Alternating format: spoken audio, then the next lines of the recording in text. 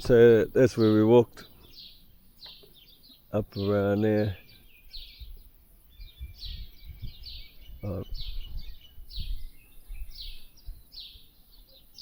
Around there.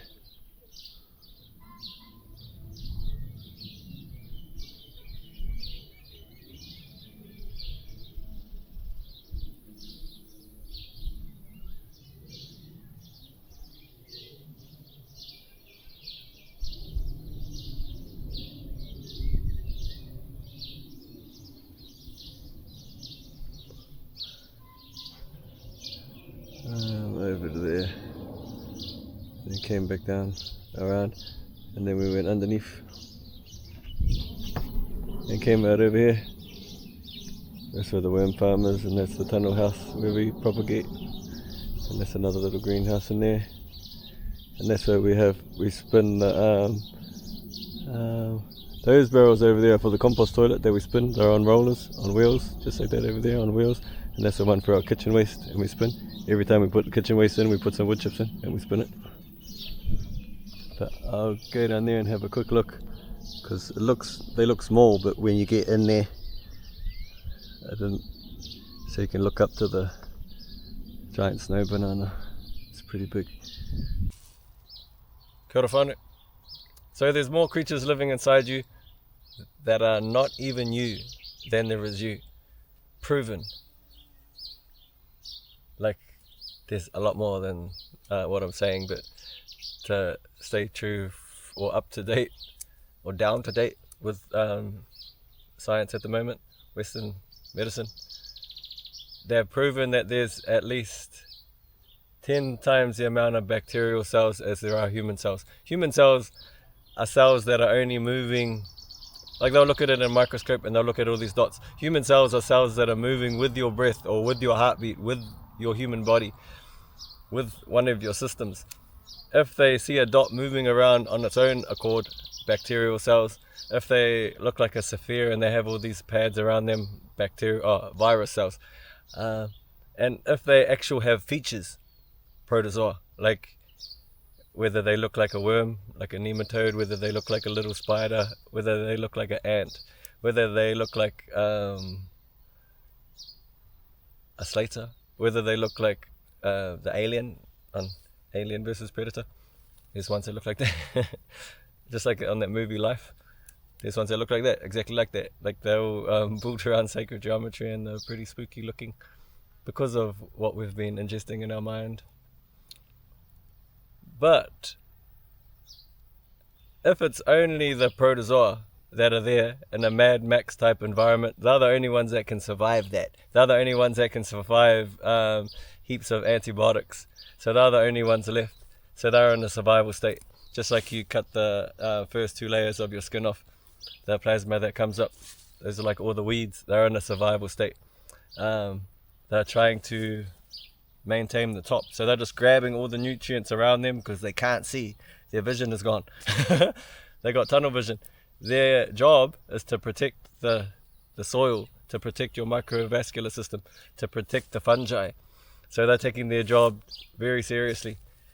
When they're no longer in a survival state, they chill out and then all the rest of them come up. How that happens is more diversity of plants on top allows more fungi underneath, and when that communication is happening, they're talking to those plants that were in a survival state and they start chilling out. Same with the parasites. But if you've been killing everything and the parasites get too big, then you're in danger. No? The parasites are very intelligent also. They follow us. Like, people are blaming the parasites for our cravings, but if you give yourself kale every day for a month, you're going to start craving kale. No? You train them through habits. You build a huge army. So I call them army henikeira. Henikeira in Māori is your adaptive immune system. Tūmatoenga in Māori is your innate immune system. Your innate immune system, if anything enters your bloodstream, it's going to use all the artillery that you have against it. And it overdoes the job. So a creature gets into your bloodstream that's not meant to be there, your innate immune system will just use every gun at its disposal and get it out of there. and it ends up overdoing the job. So just imagine airstrikes, bazookas, artillery, laser beams, throwing grenades, and it's just to kill this little creature. And they end up blowing up the whole back wall, the whole area. That's inflammation. All inflammation is your body is just us overdoing the job. Your adaptive immune system is getting to know the creatures first. How that works. Say you just had antibiotics, anti-life, and you just dropped a nuke. Damages the whole forest and knocks everything down, but everything, all the creatures inside you drop their spawn just like mushrooms, and they hide in all the different crevices. If you've just had like once a year or less antibiotics, you've given your coral reef time to grow back up, so there's more houses and stuff for them to hide. But if you keep having antibiotics, the areas for them to live and where their seeds are stored gets less and less and less, and instead of heaps of areas, so it's like in a food forest, the water coming straight down, there's heaps of little crevices that it can go at and heaps of plants to grab it and pull it in. Heaps of areas. The more plants you got, there's more areas for all these creatures to live in the plants, on the plants, at the roots of the plants, and all the different porous layers that go into the soil itself and into your skin itself. But the more you drop nukes, the more antibiotics you have. It ends up being like a slick, polished skate park. So all the nutrients, all the water, each time it comes in, it just goes straight down your property and out. The same as in your puku, the same as in your stomach, your lower intestine especially, where a lot of the creatures live. When you drop a nuke, your tonsils and your appendix are like life rafts. There's like seed banks that store all these multitudes of creatures in there, creatures that bulge you. Like, you wouldn't be alive without the viruses inside you. So there's at least 10 times the amount of bacterial cells as there are human cells. There's at least 10 times the amount of virus cells as there is bacterial cells. And the virus cells are building you, but the protozoa are they can rearrange your whole body real quick. So if you become friends with them and stop being in a parasitic state, they can rebuild you real quick. They can rebuild your bone, rebuild your, they can create stem cells. A stem cell is a cell that can transform into any other cell. It can transform into a lung cell, a skin cell, an eye cell, a tooth cell, fingernail cell, kidney cell. Wherever you needed healing, it can go there. Yeah? We lied to ourselves, or we got it confused that we don't digest fiber. And you could say that's true if you're not counting yourself as the all these creatures that live inside you. Us as a human doesn't digest fiber, plant fiber, but all the multitudes of creatures that live inside you do. And they ingest the fiber, and what they excrete builds you.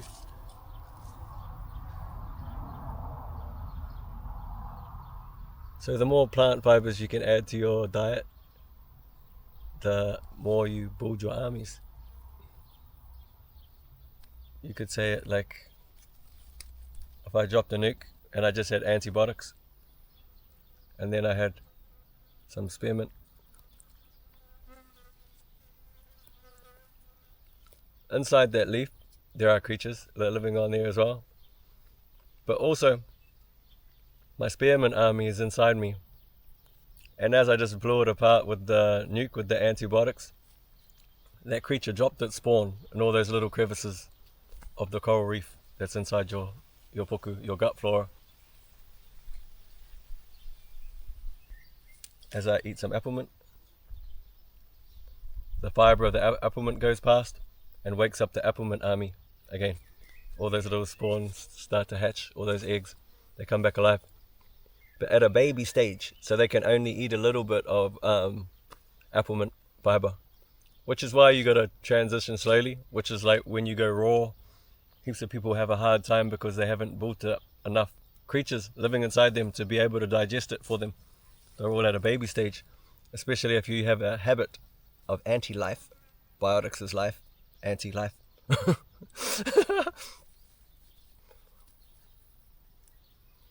The more creatures that you got living inside you influence your thoughts. and they will catch you. Realizing that when we're talking to ourselves, we're talking to these creatures inside us as well. And the more that we love ourselves, the more that we love what we put into our body, the more we become aware that there's all these multitudes of creatures living inside us. We start to learn about them, and then we start to become considerate for them and how they live. So I just dropped a nuke. Just had some elderberry leaf,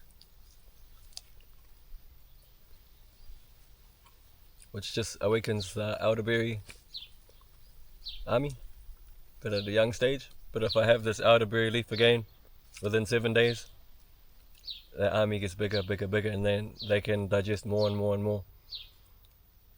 The more plant fibers that you have on a weekly basis. So, say if I had built a big army of elderberry, if I had built a big army of mustard leaf, and I didn't have it again for 7 days, the army will slowly get smaller, smaller, smaller, smaller. It won't just disappear because you didn't feed it. And then you can feed it different types of probiotics. I'm not talking about the probiotics in a pool. I'm talking about the probiotics that are in nature. Jicama, which is Jicama. Alanase is a type of prebiotics. Probiotics are the creatures, and then prebiotics are like pre-digested fibers for those creatures. Food that is easily accessible. So you can wake up all these armies and you can keep having your con. And they're going to keep the army alive. It's not going to wake the army up, and they're not going to be living their best life, but they will stay there. They won't die, and they won't start decreasing in size, and your gut flora will stay intact. But say if you got 30 different plant fibers per week, and that sounds like a big thing, but you can just make, when you make a stew, when you make a curry, you can add every plant fiber, every herb that you got, every spice that you got in the cupboard. Like, you can do this, like, just make sure you buy organic first, otherwise there's a lot of confusion. I'm talking to organic vegans right here.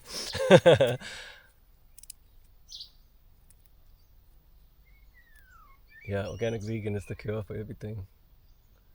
Getting rid of exploitation, gets rid of every other drama, every other need for debate.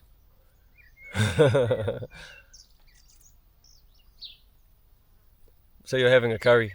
You can add every spice that you have in your cupboard into that curry, but just like 1/8 of a teaspoon or less, just a real tiny bit, just to awaken those creatures. And then the spices that you like, you can just, so the more spices you have, they balance each other out. If you just have nutmeg by itself, then that's real powerful. Same as you're talking about medicinal plants. Like, I've been involved in medicinal plants my whole life.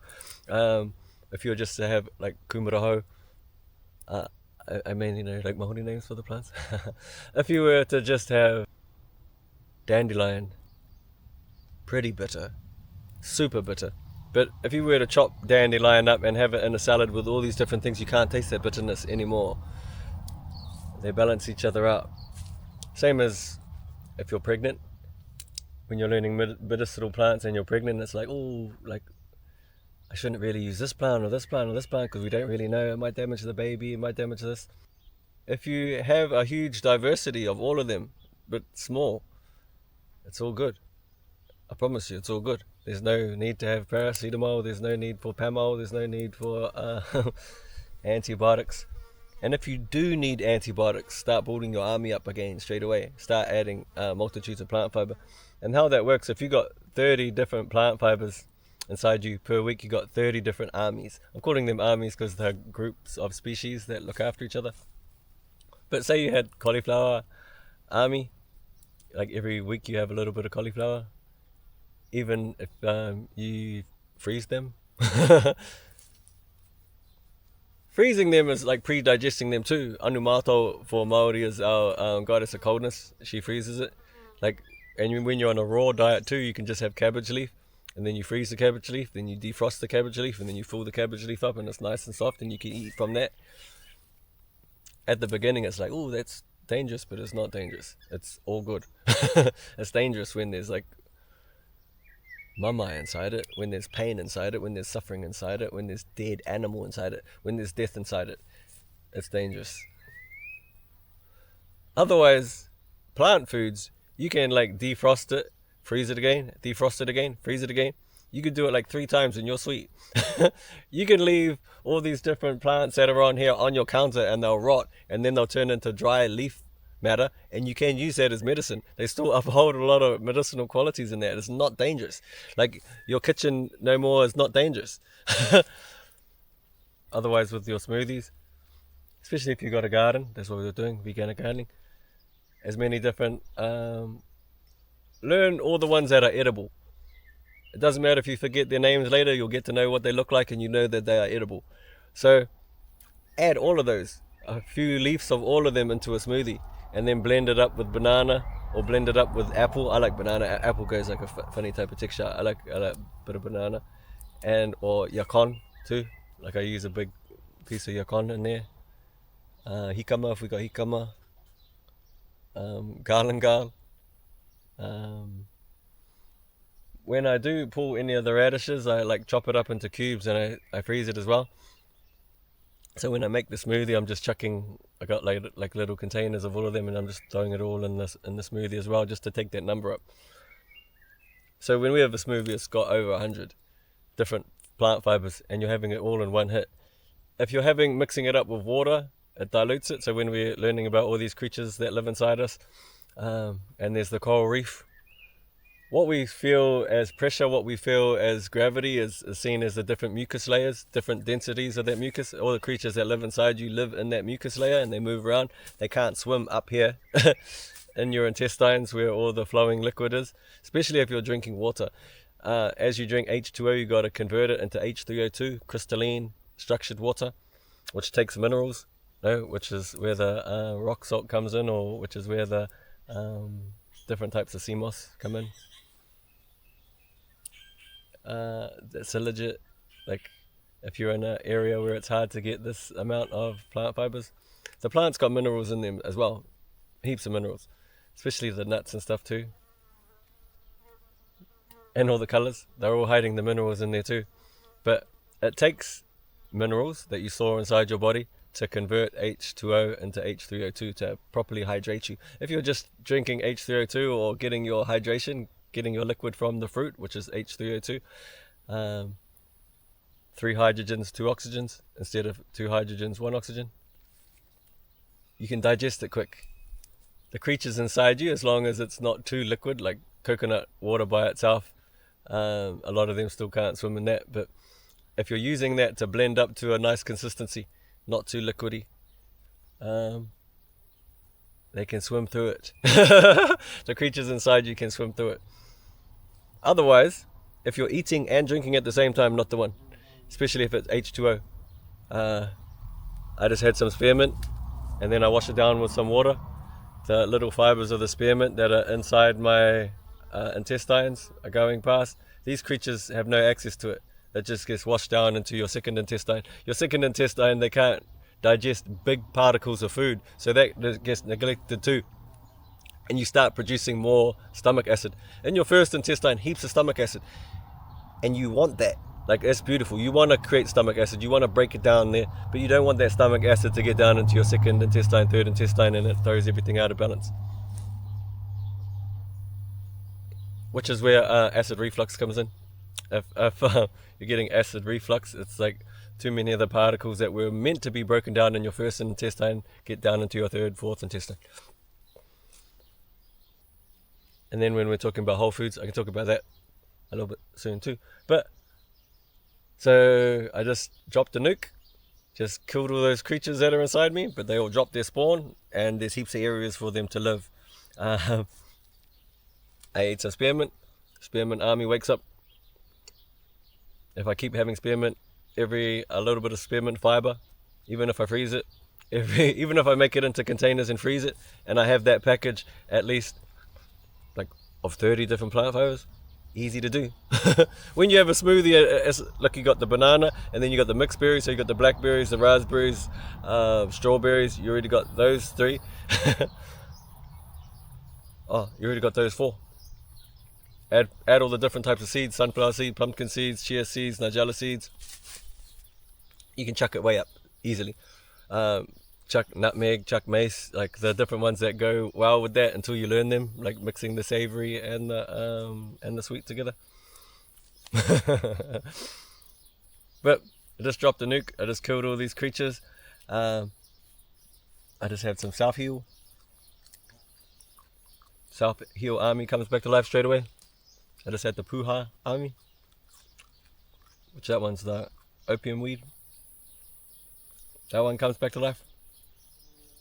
That is a baby stage. If I keep having 30 different plant fibers, within 7 days, the army will get bigger, bigger, bigger. Now I got 30 armies. If a virus goes past me, my skin will open up. Your adaptive immune system is whatever goes in your skin, your eyes, your nose, your mouth, your ears, your feet. You're eating all the time. You're eating through your eyes, your ears, your skin, your nose, whatever you're showing yourself, all the different colors and everything, which is why it's good going into multiple ecosystems, because you are eating that. But anything that comes in your body through the areas where I just told you goes through your adaptive immune system first. If you put a needle inside you, it goes straight to your innate immune system. You don't get time to learn from it, but your innate immune system gets time to learn from it. So a virus goes past me, which is viruses all the time, but even the most deadly virus goes past me, and if I got these armies on board, then my skin will just open up and say, come on. But that virus has to go in through all those rooms, however many armies you have. So if you got 30 different plant fibers within your system each week, you got 30 different rooms that it's got to go through before it gets into your bloodstream. So the first room, we'll say cauliflower army, opens up the door, the virus goes in, and the cauliflower army is like walking around it, and it's whistling and singing its songs and everything, and it's asking it questions, trying to get as much knowledge about the virus as it can, tickling it under its arms, producing different types of food, trying to understand what type of environment it likes to live at, where it came from. In a lot of cases, the virus is staunch and it's not going to say anything at the beginning. So the cauliflower army will open up the next room. It goes into the basil army. Same thing. The basil army's got its own analysis team, learns as much as it can, then it opens up the next door, goes into the spearmint army. Next door goes into the Tautau army. Next door goes into the broccoli army. Now, if you got 30 different rooms, by the time that virus has reached the 30th room, it's joined your army. And if it doesn't want to be there, you tell it to leave. And if it doesn't leave, you know everything about it. You can just click your fingers, tickle it on its arm, you know all its weaknesses, you can just drop it. You don't have to pull out the arsenal and do anything to it. You already know it.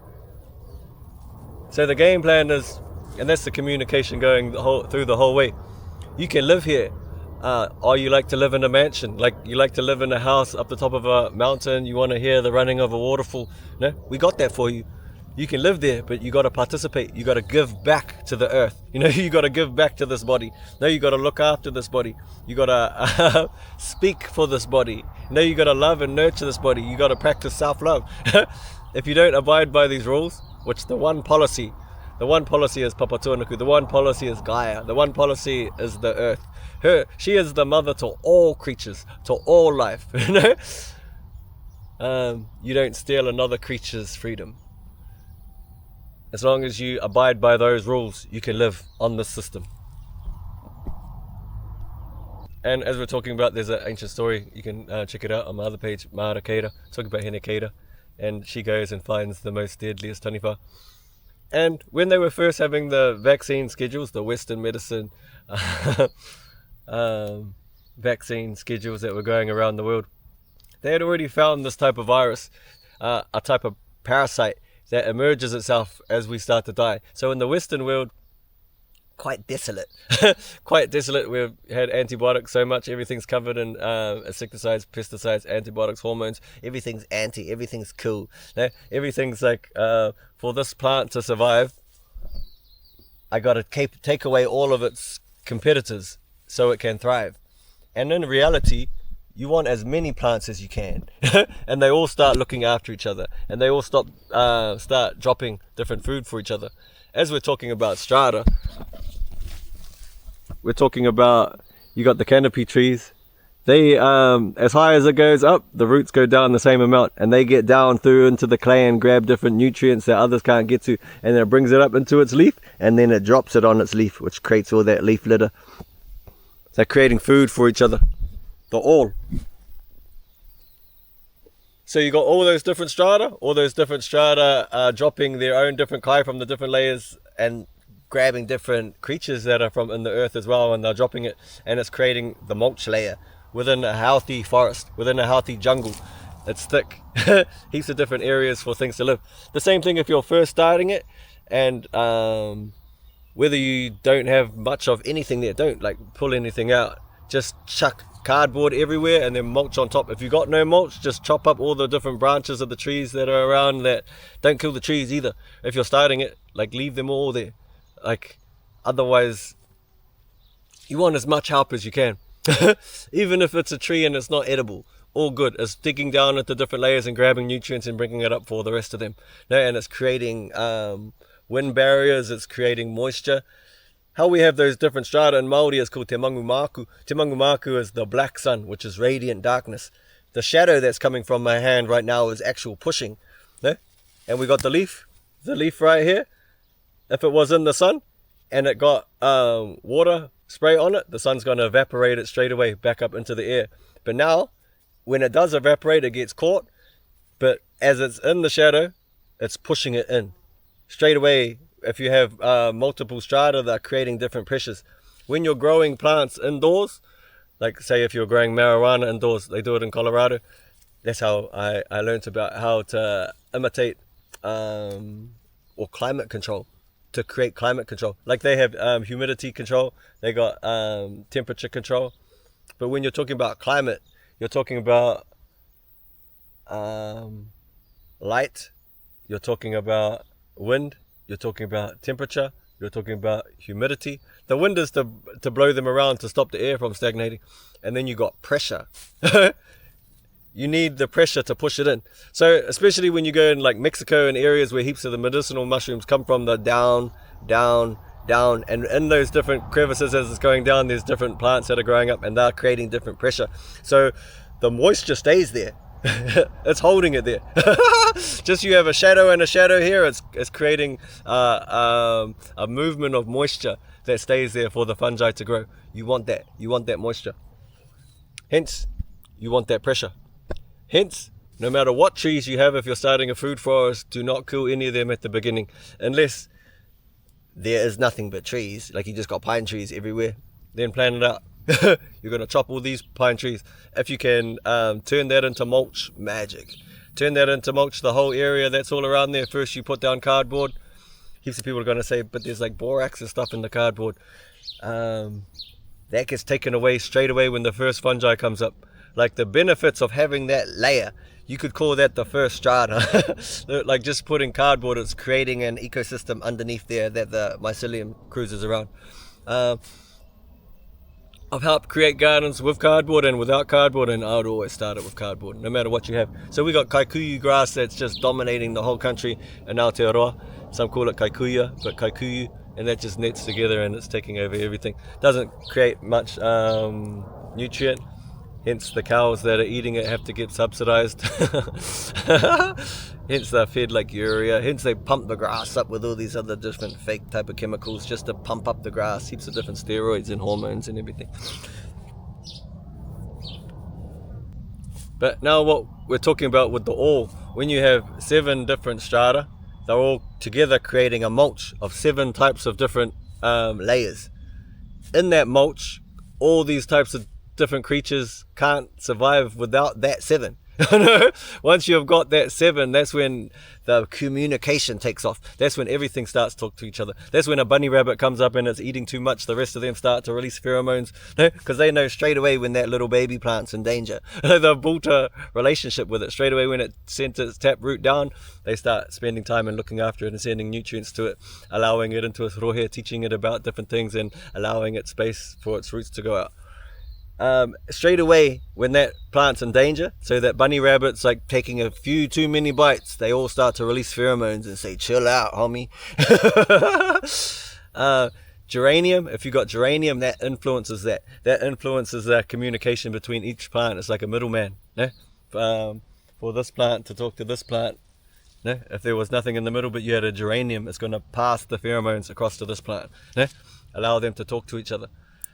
Hence, you allow the bunny rabbits to guide it. No, I wouldn't have ever started planting geraniums everywhere if I didn't know about the bunny rabbits and geraniums. There's some over there.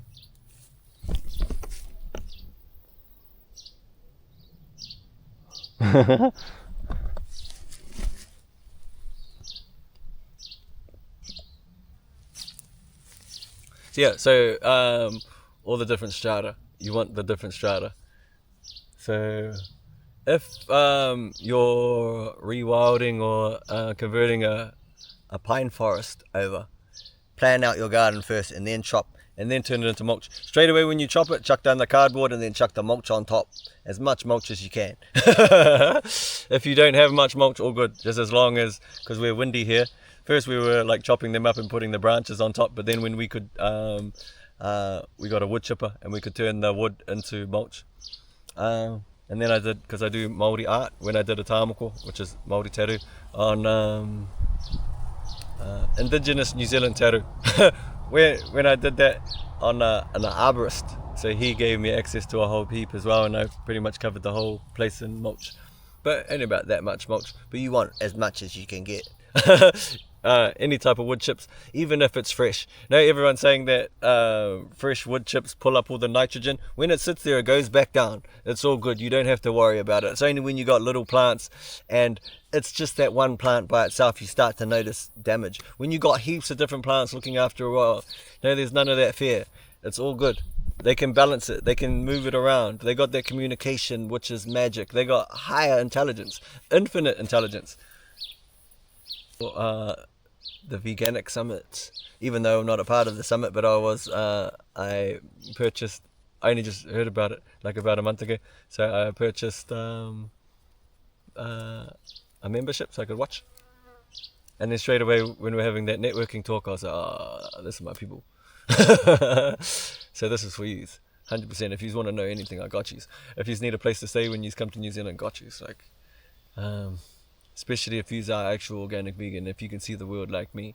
Like, I love vegan too, but human doesn't exist without all the billions of creatures inside you. No? Same with the animals, don't exist without the billions of creatures inside them. We gotta nurture them. No? We gotta love the earth, give back to the earth. She is your body. Papa Tuanuku is your body. Gaia, Mother Earth is your actual body. Rangi Nui, your actual mind. The more you love yourself and what you put into your body, the earth just heals naturally at the same rate. The toxins in the sky clear up as your mind clears up. It's the same thing. We are all one. No matter what culture you are. Ne? If you see the world like I do and you love these creatures, I got you 100%. But yeah, if you wanted to know any more. Oh yeah, so when they first started that vaccine schedule, when they got to Ethiopia, they found a parasite that in the Western world was dangerous. In Ethiopia was not dangerous. No, they tested them, they were the healthiest people ever.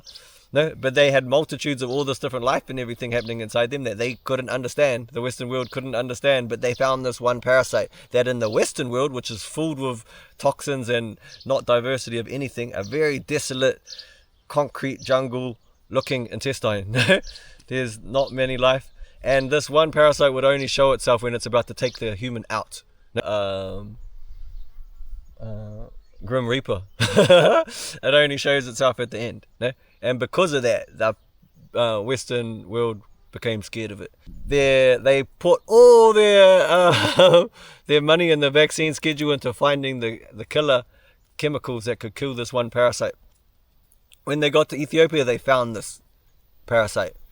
So they vaccinated and killed that parasite. Then people started getting sick. Before that, they had multitudes of all these other parasites, which were protozoa because they weren't doing parasitic things. Same with that parasite, was not a parasite. It was just a scary looking creature that was looking after everything. It was going around knocking on all the doors of telling, bro, stop dairies. Dairies killing the earth. No, stop killing Papatuanuku. Stop enslaving and killing these creatures. They are you. They love you. They are with you. That's the taniwha that goes around. When Hinekeda become friends with the most ultra scariest taniwha, she learns as much as she can about it, becomes friends with it, gives it the house up on top of the hill, up on top of the mountain, beside the waterfall where it loves to live, and as a repayment for that, it gives back. It goes around to all the doors and tells everyone, you start to give back. All these creatures inside us, it was the middleman. No, it was the peacekeeper. We have different types of creatures like that. What I'm trying to get at is, if you're in a desolate Mad Max environment, you don't want that taniwha around. That taniwha is listening to you. If you've been showing yourself, kill everything. No, sterilize everything. It's going to kill you. Because it's listening to you. You're asking, kill me, kill me, kill me. No? You are immortal, but you're killing yourself. But as we raise these armies back up, then we get the taniwha, yeah. Magical.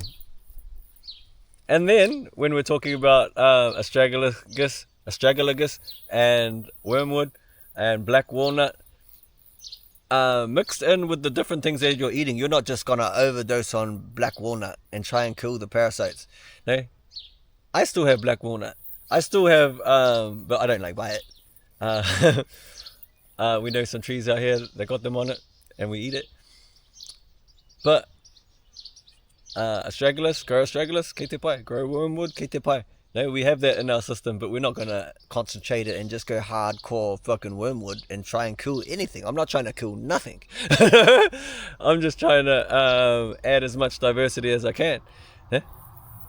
It's just gonna, same thing with the bunny rabbit. You're not gonna poison the bunny rabbit. You're just gonna allow plants to come in here that release the pheromones and chill out the bunny rabbit. If the bunny rabbit starts eating too much, the rest of them release pheromones and tells the bunny rabbit to chill out. The bunny rabbits are still here. I'll get some footage of some soon. But they don't eat much. They hardly eat anything. They'll just take a couple of nips off each of these plants all around. They're not gonna kill any of these baby plants, because all the rest of them are communicating with each other. Got it? Hence, I love veganic. Yeah. Iyo e au.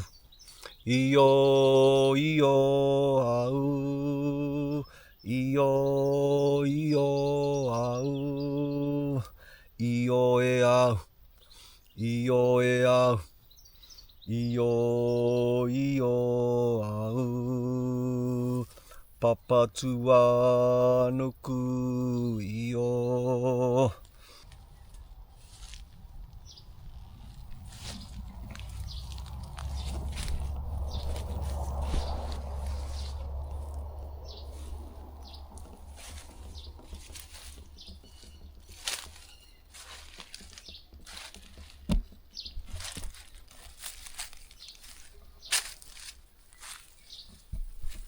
There's a lizard that just went over here somewhere.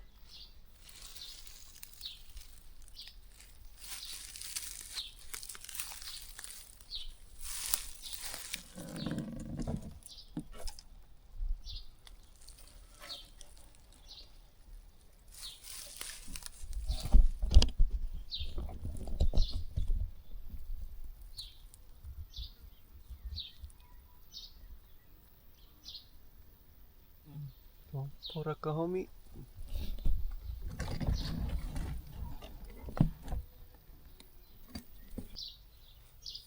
So how your microbiome works is diversity. You want as many different creatures living inside you as possible. We're being parasitic, then the protozoa inside us become parasitic.